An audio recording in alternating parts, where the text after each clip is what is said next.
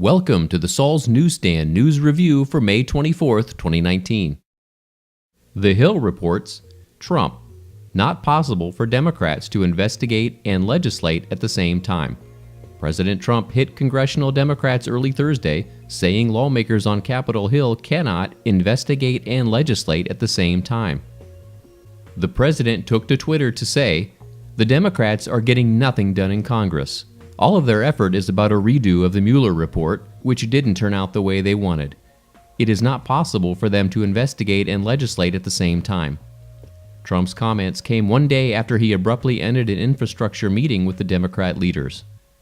The president went on to say, "Their heart is not into infrastructure, lower drug prices, pre-existing conditions, and our great vets. All they are geared up to do, 6 committees, is squander time, day after day, trying to find anything which will be bad for me. A pure fishing expedition like this never happened before, and it should never happen again."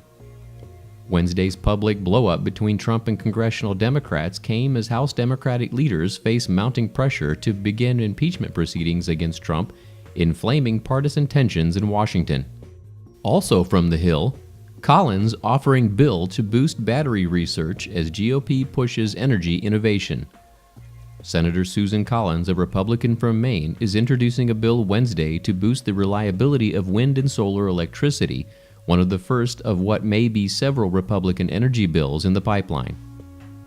Collins's bill looks to provide $60 million annually for 5 years towards developing batteries and other types of next-generation storage as a backstop for intermittent generation.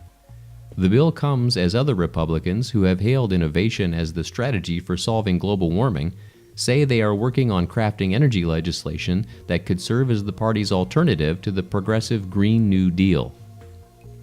The Collins bill would support research and development on batteries through the Department of Energy that could store excess energy supplied to the grid and disperse it over 3 stages.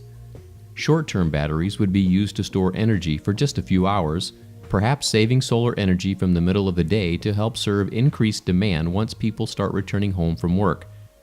Mid-range batteries could be used to store energy for several days to help offset a cloudy day or a week. The final type of battery would be used to address seasonal concerns with energy production. And finally, an article from Yahoo News states, 59% of retirees use Social Security as a major source of income, and that's a problem. Those who work and pay Social Security taxes can look forward to monthly benefits in retirement that cover the bills.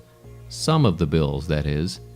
Social Security was never designed to sustain retirees by itself, yet 59% of retirees are using it as a major source of income, according to a new report by the Employee Benefit Research Institute. If you're planning to rely heavily on Social Security when your career comes to an end, you should know that in doing so, you'll risk falling short on retirement income. That's why you need to actively save for retirement rather than fall back on benefits that'll most likely cover a smaller percentage of your total senior living costs than expected. Social Security should very much be a viable source of income for you in retirement, but it shouldn't necessarily be a major source. And if you want to live comfortably, it absolutely shouldn't be your primary source. Saving consistently during your working years will prevent that from being necessary, so start building that nest egg today for a more secure retirement in the future. We would encourage you to read the full article by clicking on the link in the description below. And that concludes your Saul's Newsstand News Review for May 24th, 2019.